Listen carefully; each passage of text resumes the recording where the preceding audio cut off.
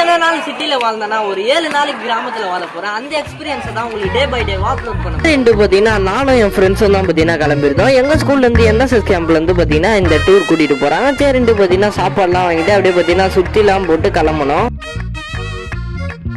நாங்க எங்க போறோம்னா காஞ்சிபுரம் மாவட்டத்துக்கு தான் பாத்தீங்கன்னா போறோம். அங்க உள்ள ஒரு சின்ன கிராமத்துல தான் பாத்தீங்கன்னா ஒரு 7 நாளைக்கு தங்க போறோம்.